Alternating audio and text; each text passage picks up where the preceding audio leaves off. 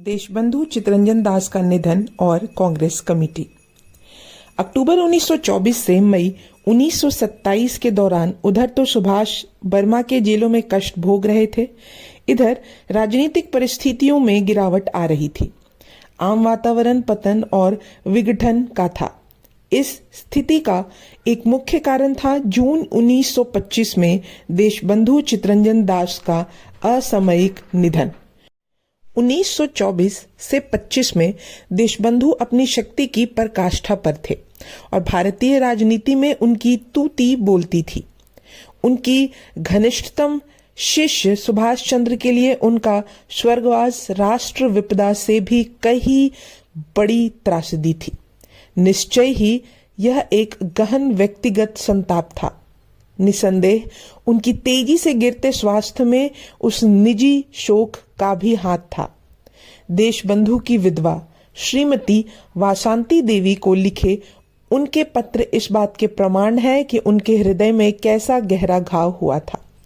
वासंती देवी से उन्होंने अनुनय विनय की कि बंगाल के सार्वजनिक जीवन में वह अपने पति के रिक्त स्थान की पूर्ति करे ताकि देशवासियों का मनोबल बना रहे, खासकर युवाओं का, जो बेसहारा और उदास महसूस कर रहे थे। वर्ष 1925 से 27 के दौरान भारत में राजनीतिक शैथिल्य का एक और प्रमुख कारण था गांधी जी का सक्रिय राजनीति से व्यवहारतः अवकाश। वे खादी प्रचार और दलितों के लिए रचनात्मक काम में ही मस्त थे। देशबंधु की मृत्यु के बाद स्वराज पार्टी तेजी से विघटित हो गई। उनके स्फूर्ति नेतृत्व के दक्षिणपंथी, मध्यमार्गी और वामपंथी आदि परस्पर विरोधी तत्वों को एक पार्टी के परचम तले एकजुट कर लिया गया था। देशबंधु के अदृश्य होते ही ये आसमान तत्व अपने अपने वैचारिक रुझान के अनुरूप अपने अपने लंगर डालने के लिए नए तट खोजने निकल पड़े। सुभाष चंद्र बर्मा से एकदम जीर्णकाय लौटे थे। उनके लिए पहला काम था शीघ्र अतिशीघ्र स्वस्थ होकर सार्वजनिक जीवन में पुनर्सक्रिय होना। 1927 के उत्तरार्ध में कुछ महीने सपरिवार शिलांग में रहकर उन्होंने स्वास्थ्य लाभ किया। यद्यपि वे लेजिस्लेटिव काउंसिल के सदस्य थे, पर उनकी मुख्य चिंता थी कांग्रेस पार्टी, जो राजनीतिक संघर्ष का अखिल भारतीय आधार थी। महात्मा गांधी ने देशबंधु का उत्तराधिकारी जितेंद्र मोहन सेनगुप्ता को बनाया था, लेकिन पार्टी भीतरी झगड़ों की चपेट में थी। श्रमिक असंतोष फैलने लगा था और नई नई शक्तियां, नई नई विचारधाराएं लेकर राजनीतिक रणभूमि में उतर रही थी।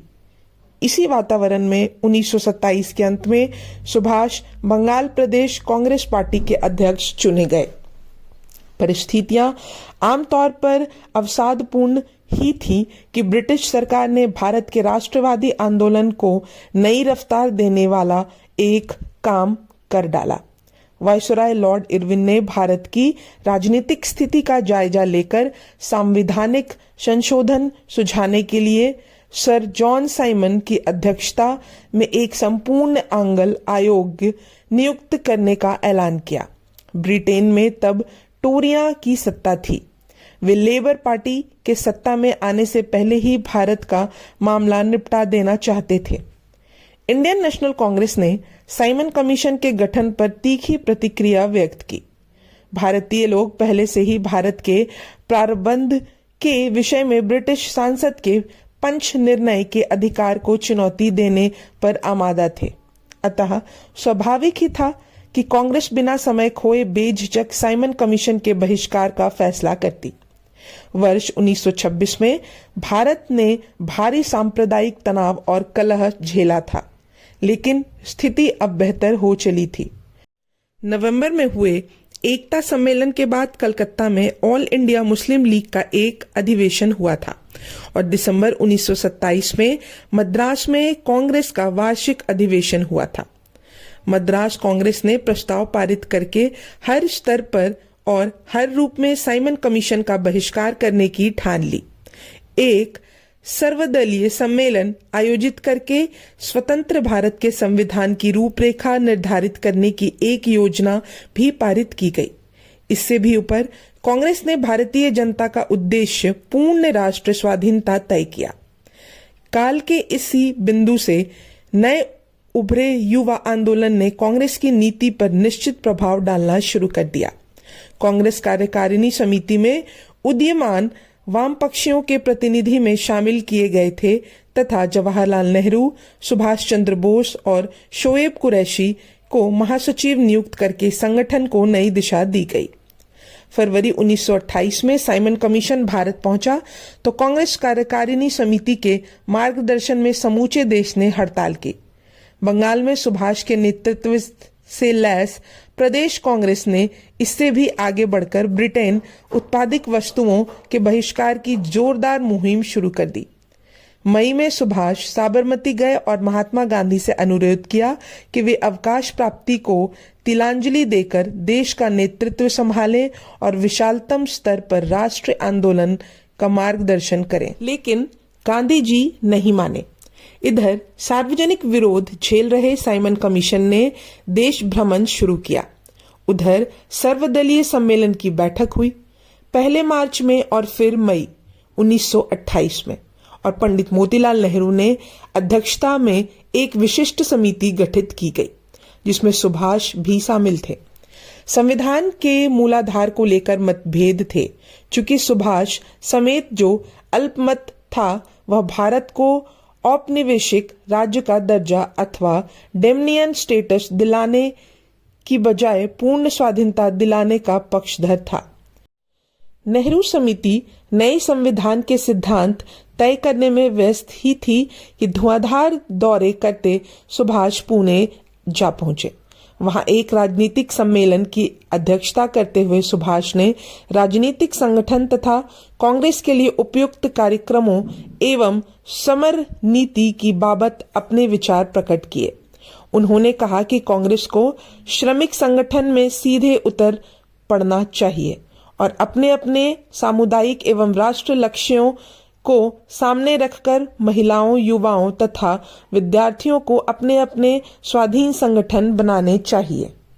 नेहरू समिति को सांप्रदायिक समस्या के समाधान में तो आंशिक सफलता मिल गई, लेकिन डोमिनियन स्टेटस के बाबत उसकी सिफारिशें जवाहरलाल, सुभाष चंद्र तथा अन्य युवा वामपंथी राष्ट्रवादियों को मंजूर नहीं थी।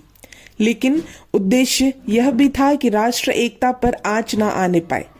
इसलिए उन्होंने कांग्रेस को सरेआम विभाजित करने की बजाय पार्टी में ही अपना एक मंच गठित करके संपूर्ण स्वाधीनता का अभियान छेड़ने का फैसला किया।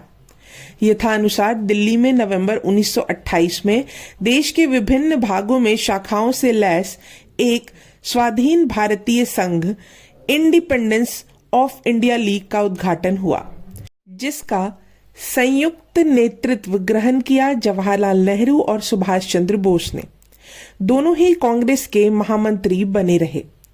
इंडिपेंडेंस ऑफ इंडिया लीग की प्रतिध्वनि राष्ट्र जीवन के एक अत्यंत महत्वपूर्ण क्षेत्र छात्र आंदोलन के क्षेत्र में हुई।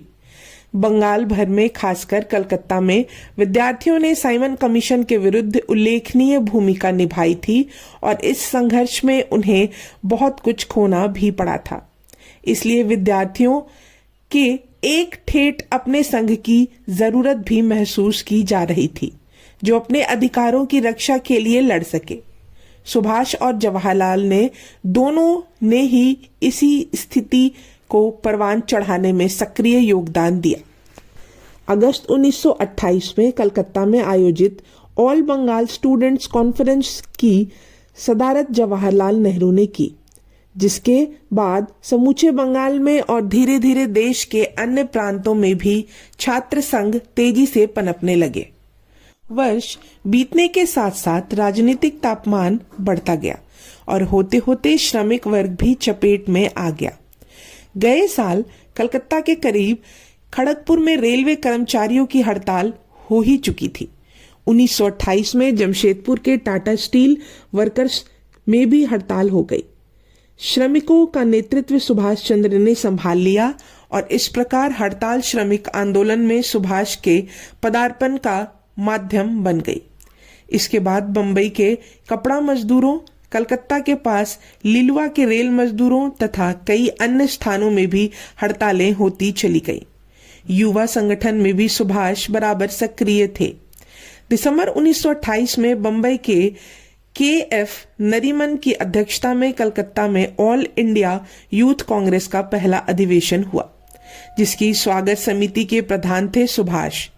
अधिवेशन में सुभाष ने विद्यार्थियों और युवाओं में सहिष्णुतावाद एवं रूढ़िवाद तजकर सक्रियतावाद एवं आधुनिकतावाद अपनाने का आग्रह किया।